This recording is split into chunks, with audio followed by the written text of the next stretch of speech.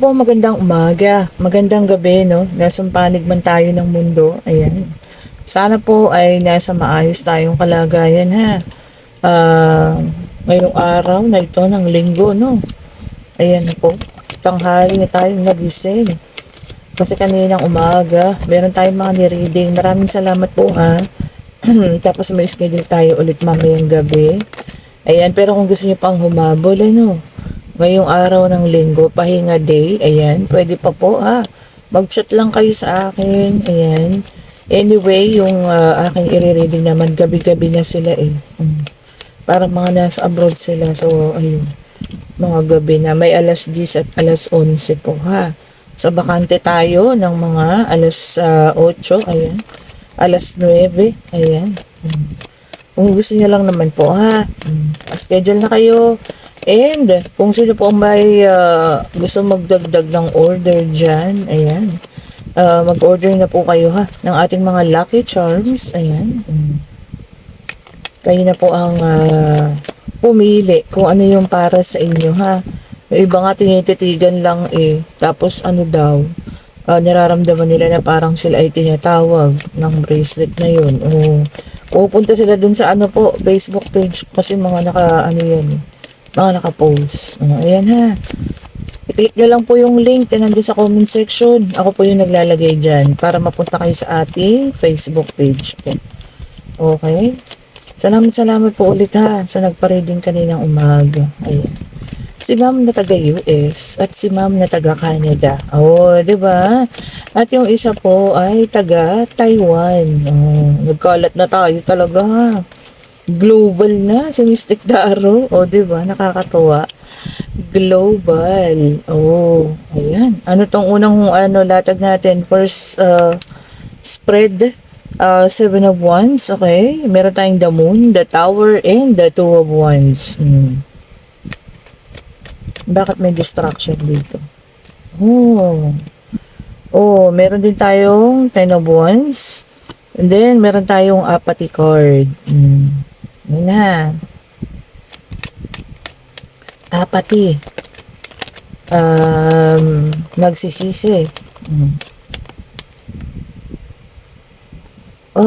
Meron tayong the Strength. Okay.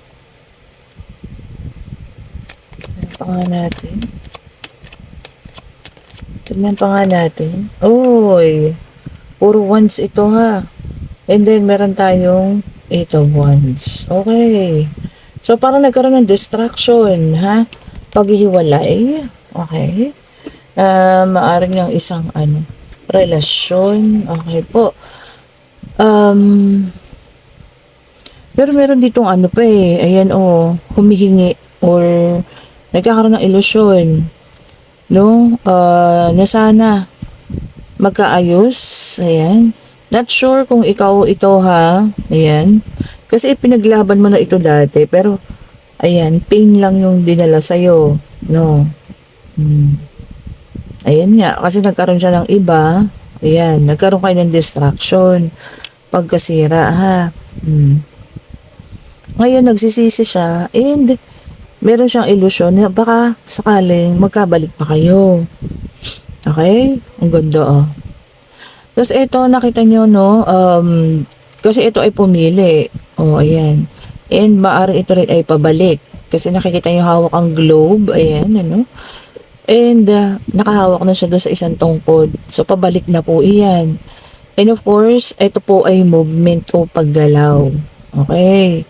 So, ang taong pong ito, ayan, na maaaring past person ninyo, no?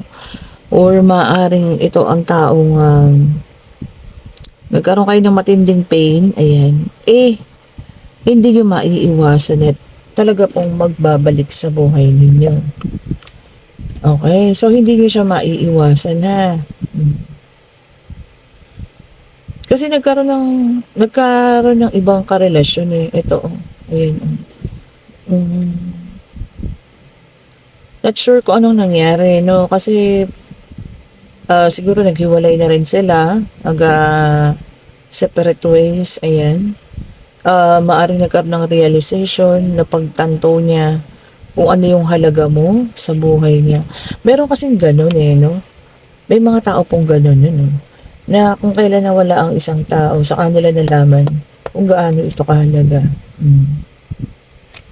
Okay?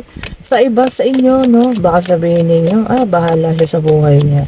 Pero alam ko, meron pa rin iba dyan na talagang tatanggapin ng buong puso, ano? Kung sino man itong taong ito. Ito po ay malapit na, ha? Ayan, no? Malapit na ang kanyang pagpaparamdam at hindi niyo po ito maiiwasan. Wala namang nakalagay na kung sisirain niya ulit ang pagtitiwala or babaguhin, ano? Wala tayong nakita. Maaaring by this time talagang nagsisi na. Kasi yun nga yung apathy card, ano? At sincere naman na. Ang problema lang dito kasi sobra siyang, alam niyo yun, yung mga pangyayari sobrang nakasakit sa inyo. O diba? Baka yung sakit na yun hanggang ngayon hindi niyo pa nabibitawan. At yung sakit na yun naging galit. So, imbis na maging masaya kayo, baka hindi kayo maging masaya sa pagbabalik nito, no? Okay, so meron tayong the strength, which is a fire sign. Oh, same thing, no? Pati nyo kung parehas, ano? So, okay. So, talagang kayo po, yung pakiramdam niya, ikaw yung strength niya o yung lakas. Oh, noong time na nagkahiwalay kayo, nakaramdam din siya ng parang pagkawala ng kalakasan na yun. Kasi wala ka nga sa tabi niya. Kumbaga, sa'yo rin siya humuhugot ng lakas, ano. At nag-a-ask, yan, kung ano yung mga dapat at hindi dapat gawin. Alam niyo, feeling ko na challenge or na excite lang siya sa isang bagong dumating sa buhay niya. No? Kaya po kayo kanya nakalimutan or kayo kanyang iniwanan. Ano? Tapos ngayon nagkaroon ng realization na hindi pala kayang mabuhay kung wala ka, ano. Or talagang ikaw lang yun, yung taong nakakaintindi sa kanya. So ito na ha, gagawa ng aksyon, pumuporma na, kung nakikita nyo naman, ayan, and this is a movement. Mga fire sign dyan. So, one of these days ha, magpaparamdam ulit sa inyo ang taong ito. At hindi nyo makakayang iwasan. Okay?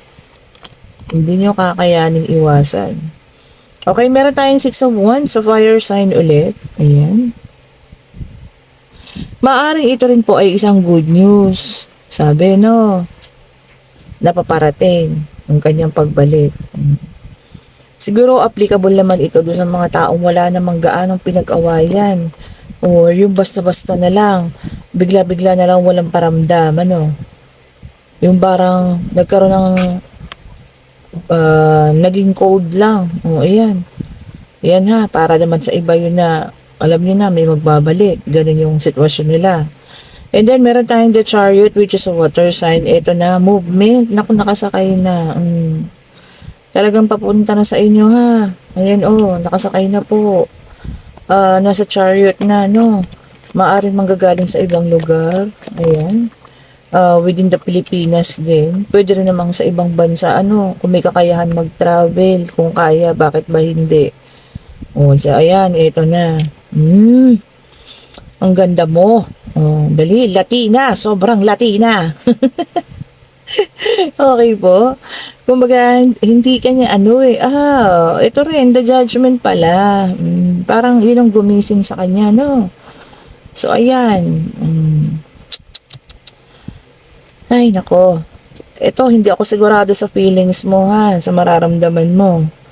So, mga apo ito naglalagablab. Maaaring maglagablab ang inyong pagbabalikan. Ayan. Okay po. Not sure ako. Hindi ako sigurado kung anong nararamdaman mo. Maaaring iba may galit pa. Maaaring yung iba okay naman. Madaling magpatawad kasi nagmahal lang, nagmamahal. Di ba? Saan ka dyan? Sobrang Latina. Sobrang ganda. Di ba?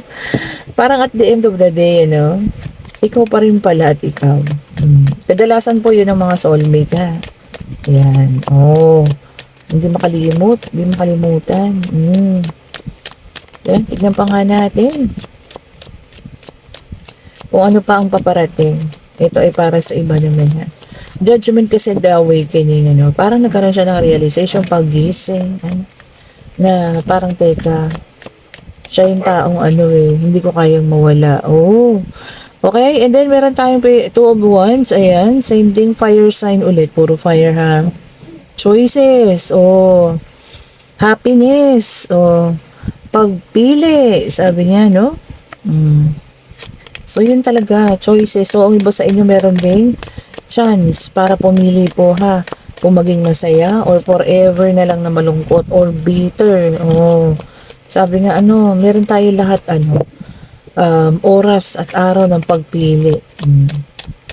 Fire sign ha, naglalagablab kayo. Isa pa lang yung ano, water sign. Ayan, ito earth sign na, which is the Hierophant. Ayan. So, ito ha, sabi rito, yung wisdom daw ninyo, o talino, yung iba sa inyo, yun ang gagamitin ngayon ha. O para saan kaya yun? Sa pag-ibig? Dito, utak daw muna ha, wisdom. O pag-iisip, yun muna ang unang gagamitin ngayon ha. Kumbaga, hahayaan na muna ang puso siguro mo. Pag-iisip muna. O, diba? Ganda nun ha. Oo nga naman. Baka minsan kailangan din talaga na isip muna, no? Bago puso. And then, meron tayong Queen of Swords, which is an air sign. Ayan. So, lumabas na lahat ha. Fire, earth, air, water. Okay po. Sabi rito na yung iba sa inyo, magiging matapang na. Ayan. Oh, ayan. Tapos yung iba sa inyo, magkakaroon ng direct communication. O, so pagbubukas ng komunikasyon ulit. Maaring i-unblock na, no, ang isa't isa. Bakit kaya? Baka na-miss nyo na. O, di ba? Na-miss nyo na ang isa't isa. Baka naman civil lang na pag-uusap. Especially kung kayo may mga anak, ano.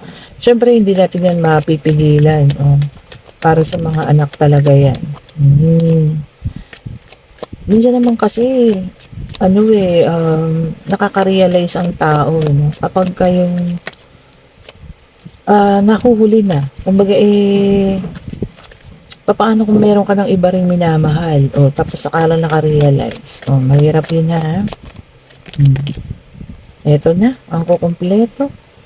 Ayan, meron tayong the star in reverse, which is an air sign. Ayan. Oh, sabi rito, discouragement. Bakit? Madi-discourage ka raw. Bakit kaya? May pangyayari at bagay na madi-discourage ka, no? Kung ano man ito, naku. Sana po wag naman. O, 'di ba? Maging positibo lang, ano? Para kumbaga kung meron kang isang project na ginagawa, ayan, magiging maayos at maayos po ha. Okay. Ngayon kung kayo nasa situational reading, no, na talagang hindi yung matatakasan ang pagbabalik ng tao ito. Siguro, ito yung mga case na talagang, alam niyo yun, wala naman kayong ganong kabigat na pinag-awayan. Ayan. And baka deserve niyo naman ng second chances po ha. Sabi ko nga, hindi ko sure yung pakiramdam niyo rito kasi wala tayong nakikitang hatred na, no? O yung sobrang galit. Maaari yung nasaktan kayo, pero alam niyo yun, nakapagpatawad naman na. And siguro ready na rin for acceptance din.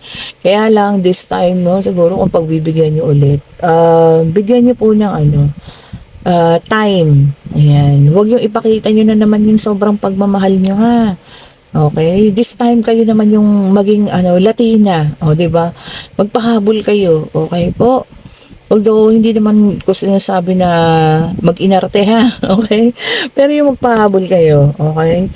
Bigyan niyo ng pagpapahalaga yung sarili ninyo, no?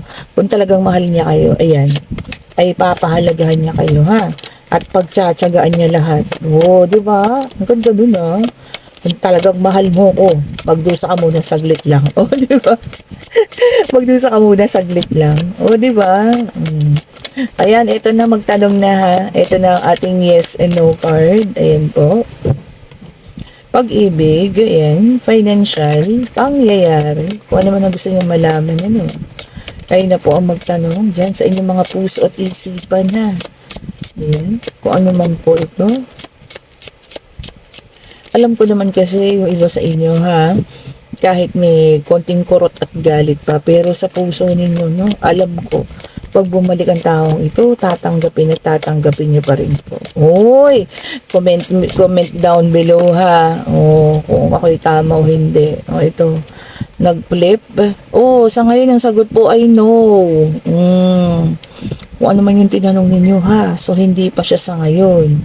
And, eto nga ha, merong iba sa inyo, susurrender na nga o baka ito ay kadikit pa doon sa situational ha, susurrender na siya sa inyo. Ano ito, parang gera, no? So ayan, susurrender na siya, no? Kumbaga feeling niya na oo, tama ka, ako na ang talunan dito sa pangyayaring ito. Oh, di ba? So at the end of the day, ayan yun, na ikaw yung iniwan or ikaw yung sinaktan ng todo-todo. Pero sa, 'di ba? At the end of the day, ikaw pa rin pala at siya yung makakaramdam ng pagkatalo dahil nga umalis ka na sa buhay niya. O siya ngayon ay magbabalik. Ayan ha. Yun nga ang sinasabi ko, no, hindi niyo matatakasan ng pagbabalik ng taong ito. Okay po, and kung nagugustuhan yung ating reading, pa-like, pa-share, pa-subscribe, and hit the notification bell para lagi kayong updated sa ating mga bagong videos na nire-release ha. And kung gusto ninyo ng ating mga bracelet, ayan po ha, i-click nyo lang yung link sa comment section. Ako lang yung naglalagay dyan para po makapag-order na kayo ha dahil bukas ang ating pa-delivery. Ayan, pati yung mga nasa abroad, kung may hahabol pa, mga nasa US, Canada, Taiwan, Saudi, ayan, Hong Kong, ayan, mag-chat na po kayo sa akin. Okay po. Thank you so much for watching po. Have a great day. Happy Sunday po sa lahat. Bye-bye po.